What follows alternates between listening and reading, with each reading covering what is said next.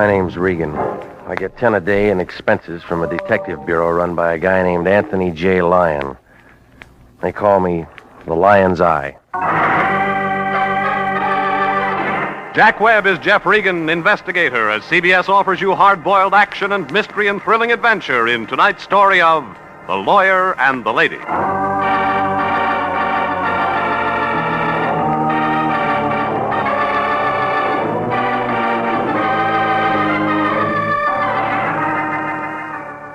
The Cosmopolitan Building's on 7th Street near Olive, downtown L.A. International Detective Bureau's up on the 3rd floor, suite 308. Right across from an elevator that hasn't been inspected since 29, when the guy who built the place took a vacation up at Folsom. I always use the stairs. Well, the plaster's bad, but the rent's cheap, and the Lion says his office is just the kind of place that invites business. He's got a leather chair there, about the shape of a fallen biscuit. That's for him to relax on. And right next to a desk with some blank checks and an inkwell, there's a hard, straight chair. That's for the clients.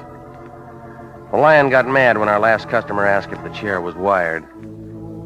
Well, when I walked in last Thursday night about 6 o'clock, he was staring at that empty chair. Wishful thinking. Regan! Christmas is coming. Well, that's news. It's the time of year when everybody's nice to everybody else. Somebody give you a calendar? I got better than that. It's a check. From who? His name's Kramer. He's a big lawyer. We need one again? He's our new client. He wants to see you. What about? He'll tell you. You tell me. I want you to be nice to him. He's a big man. His office is in the Park Central building.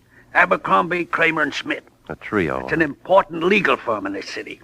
Well, what's the job? I told you he'd give you all of it. Look, the last time I waited for a client to talk, he died. Now, look here. The kind of dough he pays, you could do janitor work for him and not ask questions. Well, you never learn. This is a certified check. Came by special messenger. He's waiting for you now. What else? The message said he wanted all this done confidentially. No police. You understand? You'd kidnap your own mother for cash. You're out of line. And then you'd starve to death charging yourself ransom. I'm going to be patient with you, Regan. No, this is another rotten deal. These big legal outfits can't afford to be dishonest. You've been making a living doing it? Kramer's in legitimate practice. I checked on him. Oh, sure you do. I pay your salary, and I take things as I see them. Well, you need stronger glasses.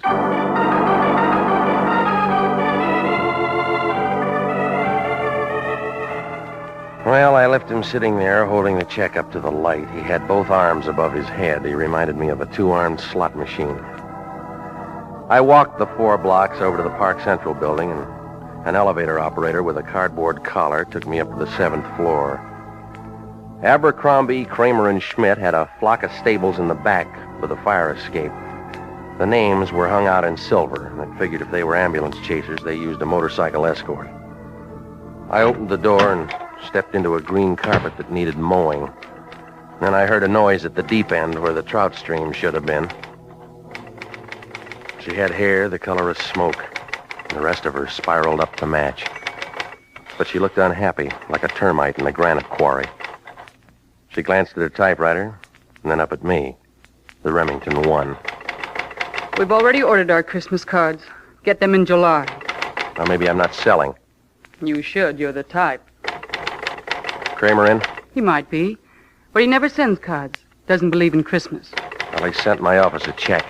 Did he? What office is that? I'm Regan, International Detective Bureau. Stick to greeting cards. Kramer sent for me. Oh? He wants protection, huh? You tell me. Maybe it's something else. Well, let's find out. In a minute. He's busy right now. What's the matter with Abercrombie? He's dead. Schmidt?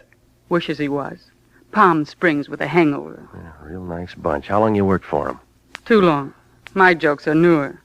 Well, Benny's making a move. Maybe he'll hire you. I don't like funny men. What do you do when you're not working? All depends on who I'm with. Thought maybe you were antisocial. That's Kramer's. I was ahead of her trying the door, but it was locked from the inside. She fumbled around on the desk and finally brought out a key. Kramer was sitting at his desk holding onto the front of his shoulder. His face was white and he wasn't feeling too good. Fire escape. He got through there. Emmy, call Dr. Sorensen. This wouldn't look good in the papers. No police. That's a big order. Well, that's a big hole in his shoulder.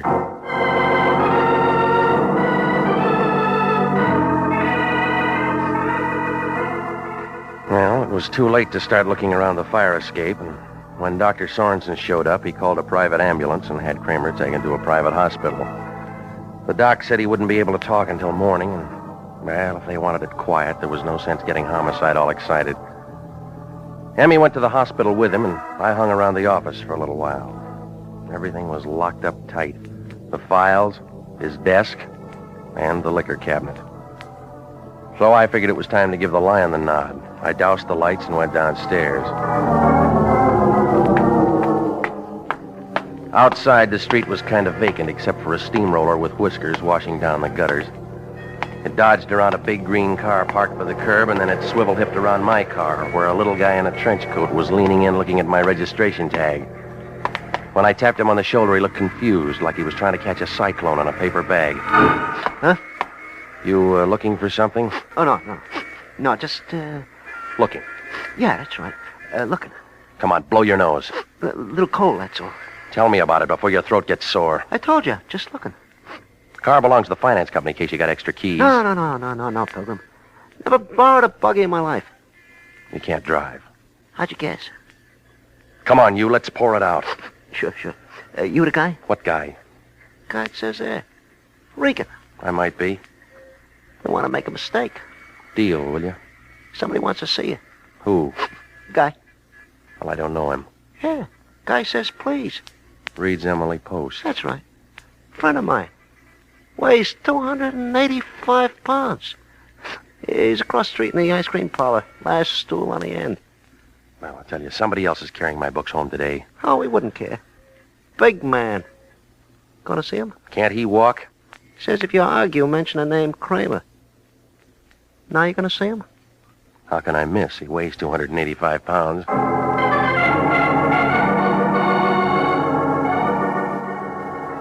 Oh, it didn't figure, but sometimes you look and nothing figures. Kramer had taken one in the shoulder, and before he'd been able to talk, the lights had gone out, and he wound up in a hospital. Well, somebody had an angle, and maybe it was the guy across the street. I found him sitting all alone, about 300 pounds of beard in a plaid coat.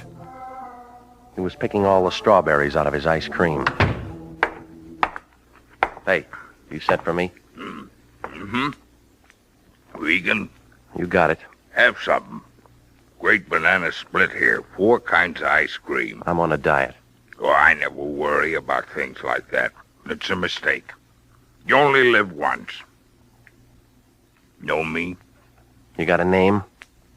Spec Jameson. You know me now? You got a grudge with Kramer? Yeah, You shot at him from the fire escape. I did. When? Half hour ago? Anybody see me? No? That's good. How'd I do? He got it in the shoulder. He'll live. Up to that point, it could have been me. Well, it's going to make a good story for the police. For anybody. I'm clean as a whistle.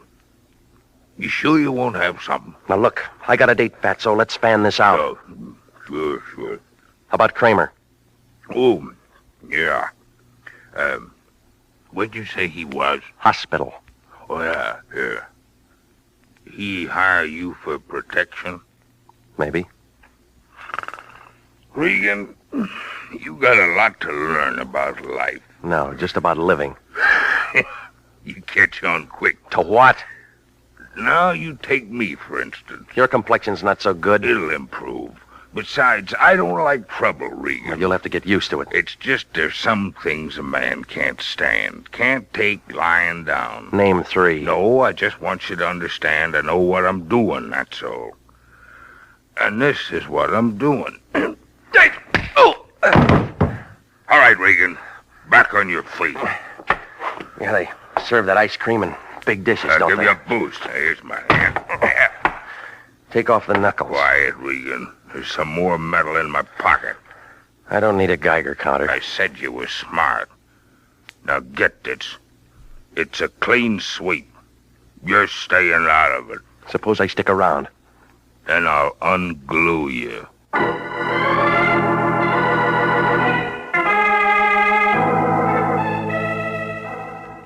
I left him sitting there with his ice cream.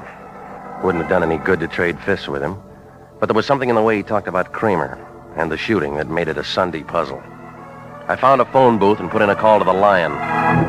Regan, where you been? You see Kramer? What'd he say? Well, now, which one do you want first? What about Kramer? He was all shot up. Target practice? Some guy with a grudge. If he plays like that, yell cop. Look, they'll want to see you. No police, remember? What are you talking about? Another bum client. Why do these things always happen to me? Because your palm is faster than your brain. Every case has it. Look, this is a 3-ring circus, and we haven't even got any peanuts. Well, maybe I should have found out what he wanted. Oh, you say that now. Who's got the grudge? A sweet tooth. Calls himself Spec Jameson. Spec, where's he fit in? He wouldn't stand still to show me his tea leaves. You talked to him? We met.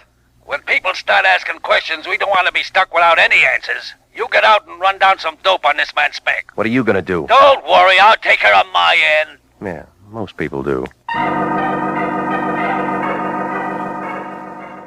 Well, this job had more ups and downs than the Berlin airlift. I turned the phone book over to some drunk with a beer breath, and I walked over a couple of blocks to the morgue. I mean, the one where they keep dead newspapers. I got a friend who works in the file room of the L.A. Times. After 15 years of it, he's got about as much adrenaline as an old magazine in the attic. Nope. No, I never heard of a Spec Jameson. Probably a nickname, isn't it? You know, Spec, short for glasses? Yeah, I caught the drift. Thought I was going to say spectacles, didn't you? Hey, look, let's try this for size. Now. Yeah. Big fat guy, but always hungry. Mention any friend? Kramer, and he wasn't a friend. Spec Adams in last Thursday's paper. What'd he do? Executed the same day in Sing Sing. Spec Jameson. Released from Quentin day before yesterday. Let me see, huh? That's all it says. Served full 10-year sentence, continuous on 4 counts. Somebody threw a book at him. Yeah, maybe. Tell you in a minute. Try December 38. This case would have come up in November. Yeah, here we are. Yeah, you take these. Yeah. Hey, look at the funny skirts. Short, weren't they? Hey, here's one. War impossible, says Look, Senator. let's stick to the subject. November 17th, Jameson appeal denied. Read it, will you? A lot of stuff. He was in the rackets. Go on. Judge said unusual completeness of prosecution's case made retrial impossible. Continuous sentence upheld. Who was the judge? Old Govern, he's dead. Here's what you want. Special Prosecutor Joseph W. Kramer. Yeah. Excuse me. Joseph W. Kramer was brilliant, Hello? relentless work for the forces of good in Los Angeles. Hey, it's for you. Okay, thanks. Yeah? Mr. Regan? Yeah. This is Emmy, Mr. Kramer's secretary. Are you always this hard to find? Well, that depends on where you look. Mr. Kramer wants to see you. You talking now? He's feeling much better. The doctor said it was just a flesh wound. What kind? 38. All right. Where's the hospital? It's a little place on Hawthorne. Mrs. Kramer will show you. Mm-hmm. If you don't mind going by the Biltmore and picking her up. I haven't got my car. Use Mr. Kramer's. It's in the garage there. Is she expecting me? I phoned. 15 minutes. Good. He wants to thank you for what you did. Well, what'd I do? Kept the police out of it. Well, it's his show, but it may close. What do you mean? I ran into Spec Jameson. Oh? Now, you still want the police out of it? I don't know. Mr. Kramer will tell you when he sees you. Mm-hmm. You sound like you're changing jobs.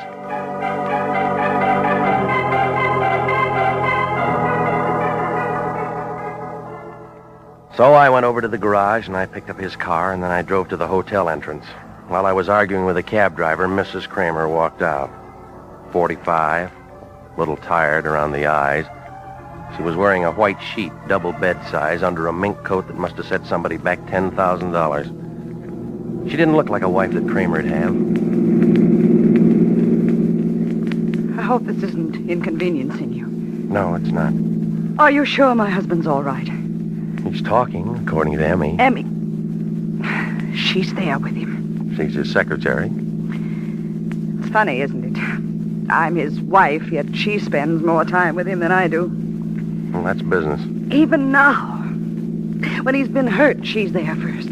She was there when it happened. Of course. I guess I... Oh, never mind. You're a detective, aren't you? Yeah, that's right.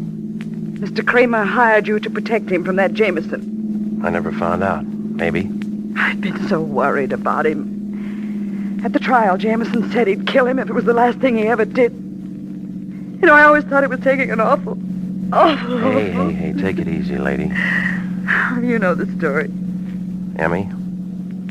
She's young, pretty. I have to spend my time at bridge parties. Does it help? No. How long you been married to him? Next month, 18 years. I don't look the same way anymore. Neither does he. Funny what life does to you, isn't it? I was his secretary. Once. That's how I met him. Look, how far to the hospital? It's only a few more blocks. You go straight Hang down. on. What about it? Who do you know that drives a big green Nash? No one. Well, he knows us. Been following us since we left the hotel. What do you suppose? Is he still with us? Yes. I can't understand a thing like this happening. Why would anybody want to follow us? Maybe it's a friend of your husband's. Jameson, He tried once tonight. Maybe it'd be better to get you. I'm scared. All right, come on, get out. Mr. Regan! The green Nash had been tailing me. I shook it on the last corner. There are lots of them, but it might have been the same one that was parked by my car downtown earlier. Oh, it made no sense, but I wasn't taking any chances. Only before I could get the door open, the Nash came sliding around the other side of the block. I shoved Mrs. Kramer into the floorboards and slid into the room. A lot of glass got broken fast. By the time I could separate my teeth from the clutch pedal, the car had gone. I shook Mrs. Kramer, but she didn't shake. She was dead. You are listening to the story of The Lawyer and the Lady, tonight's adventure with Jeff Regan, Investigator.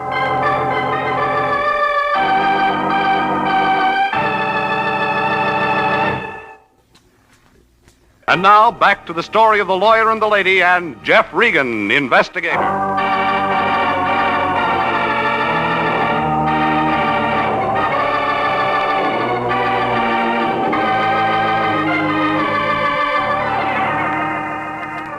Well, it all made sense, like a Ubangi with a piccolo. It started when the Lion sent me over to see a lawyer named Kramer. I got there just in time to meet Emmy, his receptionist, and find Kramer with a bullet in his shoulder. The hospital took over, and I left. That's when I ran into Spec Jameson, an ex-con who Kramer put away some 10 years ago. He turned out to have a lot of stomach and a big hate for the lawyer. And then I got a call from Emmy to pick up Mrs. Kramer. I did, and the shots began, and she ended up a candidate for the city morgue. Well, I called homicide, and they sent out some boys to clean up. I gave them what I knew, and I moved on out to see Kramer.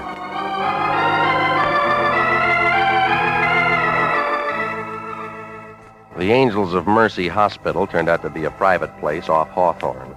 2 stories of cement set down in the middle of a clover field.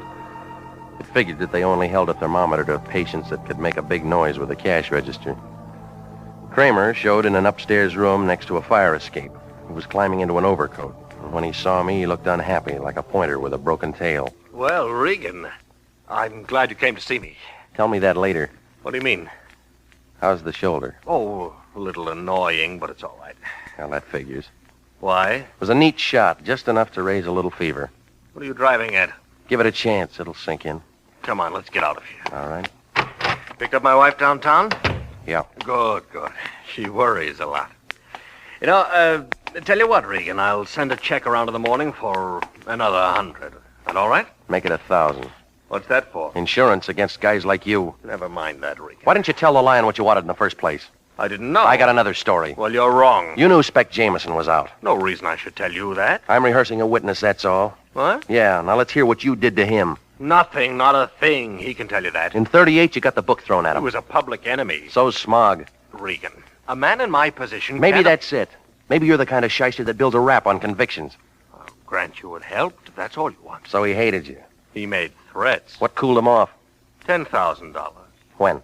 After I discovered he meant business, I sent someone with the money. Figured Jameson forget everything for cash. Men of his stripe always will. Well, you made a mistake. Everybody does sometimes.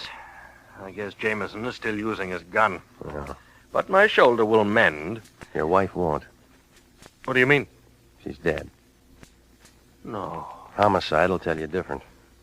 I'd better go down to see them. Yeah. That bullet was meant for me. Yeah, like you said, everybody makes mistakes.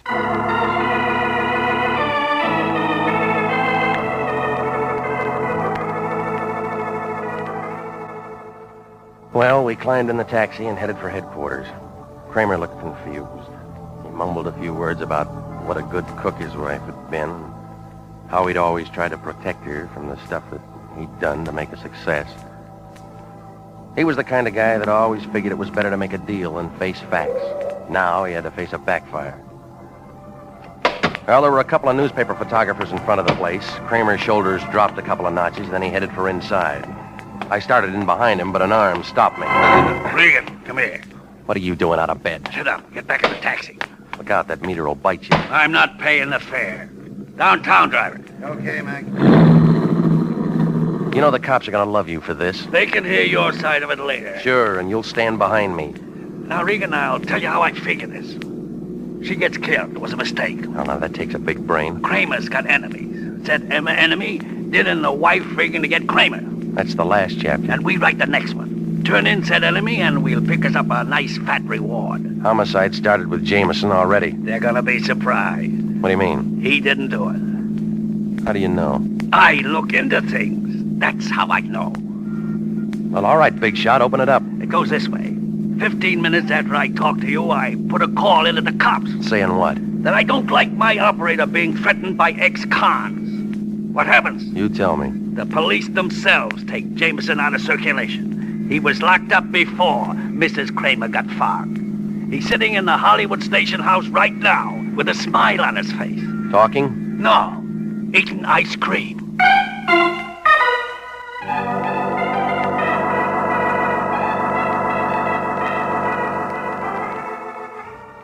Well, now it really made sense, like a mermaid on a bicycle. If Jameson didn't throw the lead, I had to find out who did. The taxi dropped me off downtown across from the Park Central building, and I started up the elevator to Kramer's office. It figured to be the time to get a look inside that locked desk. When I opened the door marked Abercrombie, Kramer, and Schmidt, the place was dark. I moved into Kramer's office and started a little work on the desk. It took me about 10 minutes to get inside. Nothing showed in the first two drawers, but in the third, I picked up a box of Panatellas and I looked under it. That's where I found a .38 with one bullet missing. Well, ballistics could do something about it, so I crammed it in my overcoat pocket and I started outside. That's when the door opened and the little guy with the runny nose walked in. He was wearing a suit the color of an avocado and his face looked like a fried banana. It's a nice rug, huh? You from the cleaners? I make my own spots. Sit down, Regan. We're gonna talk. I'll take it standing. We prefer you sitting. It's your gun. More natural that way. You got a name, Buster? They call me the Dove. The Bird. No cracks. Just a dove. Peace mission? It is. Rested. All right, what is it this time? Where's Kramer? China. Regan, you're an unlucky contestant. If you don't like my answers, try somebody else. That's what I'm doing, correcting mistakes. Like shooting the wrong guy. Like leaving a witness. I had to get rid of my Nash on account of you. You killed her, now you're waiting for her husband. Of course I killed her, but don't try to change the subject. It's you I'm talking about now. Well, I don't like the spotlight. You should have stuck to your nose in here, Regan. It'll bleed. Well, let's start with yours. I dove for him and the gun went off, only it wasn't pointed at me. Kramer was standing in the doorway pulling a trigger like a kid at a bubblegum machine. I figured the floor was safer, so I flattened out. The Dove tried the same, only he hit the wastebasket. Did I get him? Well, he looks as dead as he'll ever be. A cheap murdering... Look, let me hold the gun, huh, Kramer? Yes.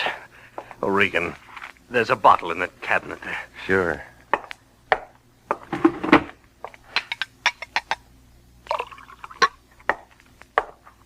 Here you are. Thank you. Now, what are you going to do now?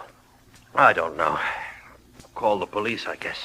I thought you were with them. I came down in their car to get some of my files. On the old Jameson case? Yes. You want to tell me? Oh, it's about as you know. He was a small-time grifter. I gave myself a big name by prosecuting him, built my business and the reputation it gave me. You told the police why he hates you? Oh, yes. I intend to stand trial for killing this man. You're growing up, Kramer. Who was he, anyway? The Dove. No driver's license. Oh, yes, here it is. Dove Duval. Regan, look at this. It's a lot of money. It's $10,000. Same amount of money I sent to Jameson to stay away from me. Looks like the chickens came home to roost, doesn't it? Mm-hmm. Yeah, it does. Well, Police are waiting. I'd better go and tell them about this. Go on. You coming? No, I'll meet you there, Kramer. I got a late date.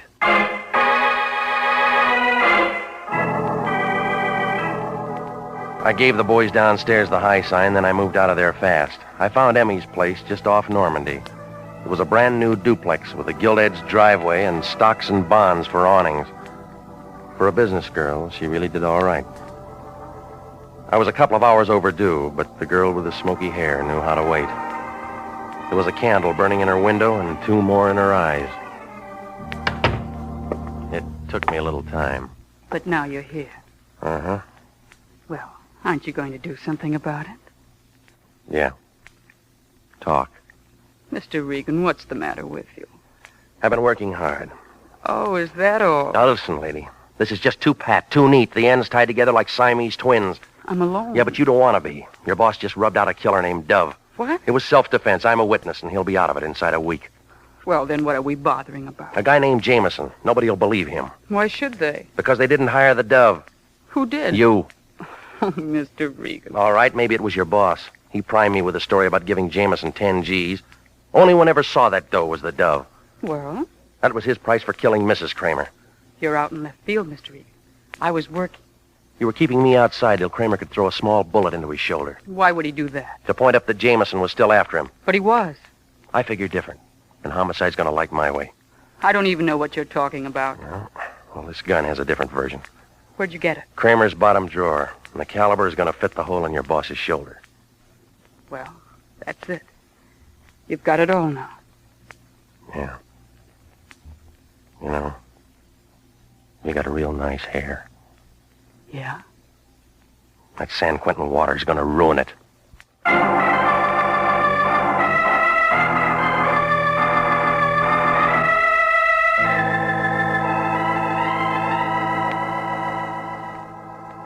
Well, the whole thing came apart like a paper hat in a shower bath. Seems that when Jameson got out of prison and threatened Kramer, the lawyer and his secretary figured that it was a good time to get rid of the wife. I suppose she interfered with their skiing or something.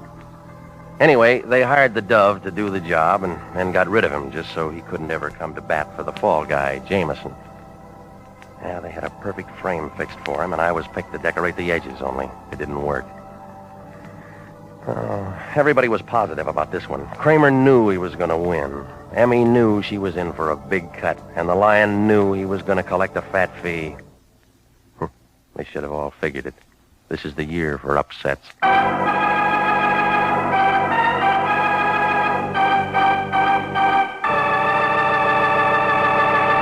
Jack Webb is featured as Jeff Regan with Herb Butterfield as Anthony J. Lyon.